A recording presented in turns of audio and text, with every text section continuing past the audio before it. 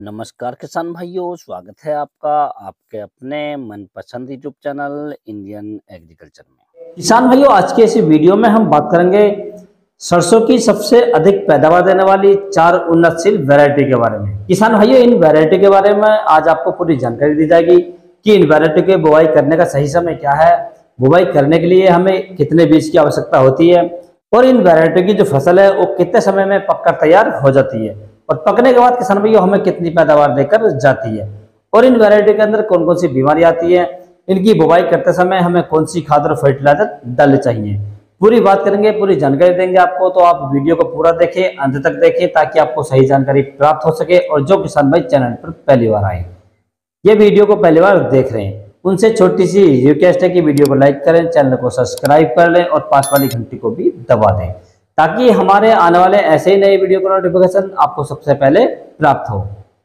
किसान भाई, सबसे पहले हम बात कर लेते हैं खेत की तैयारी के बारे में। जिस प्लॉट में आप सरसों की बुवाई करें, सरसों की खेती करें किसान भाइयों, उसकी आप हैरों से लगभग 2 या 3 जुताई जरूर कर लें ताकि जो मिट्टी है वो उलट पुलट हो जाए और मिट्टी हमारी एकदम भुरभुरी हो जाए।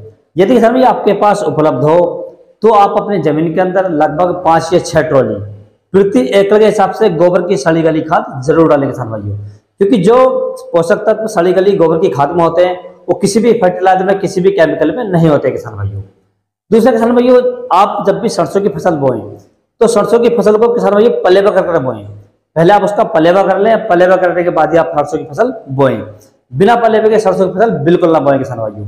यदि आप बिना पलेवे के सरसों की फसल लगाएंगे, बोएंगे, तो आपकी जो सरसों की फसल है इतनी अच्छी पैदावार नहीं देगी आपको जितनी पलेवा करने के बाद दे सकती है किसान भाइयों। अब किसान भाई हम बात कर लेते हैं कि हमें सरसों की बुवाई करते समय कौन सी खाद और फर्टिलाइजर लेने चाहिए।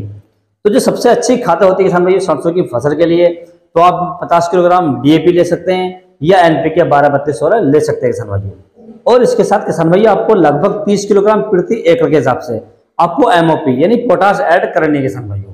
और तीसरा किसान भाइयों इसके साथ आपको जो सल्फर ऐड करनी है, सल्फर आपको लगभग 5 किलोग्राम प्रति एकड़ के हिसाब से ऐड करनी है और सल्फर आपको 80% WDG लेनी है किसान भाइयों। यदि किसान भाई आप दाने वाली सल्फर का प्रयोग कर रहे हैं तो आप लगभग 10 से 12 किलो प्रति एकड़ के हिसाब से डाल सकते हैं किसान भाइयों।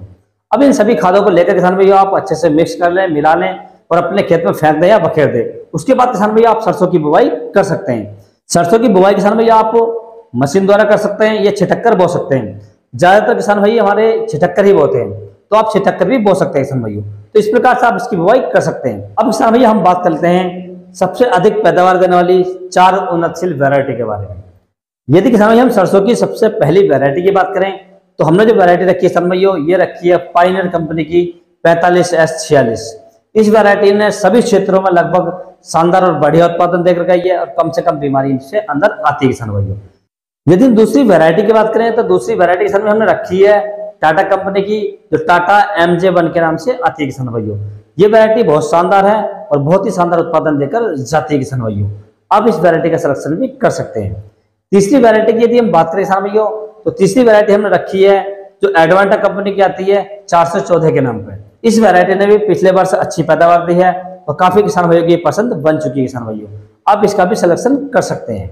यदि किसान भाई हम चौथी वैरायटी की बात करें तो चौथी जो वैरायटी किसान भाई हमने रखी है ये पायनियर कंपनी की है, पायनियर 45S42।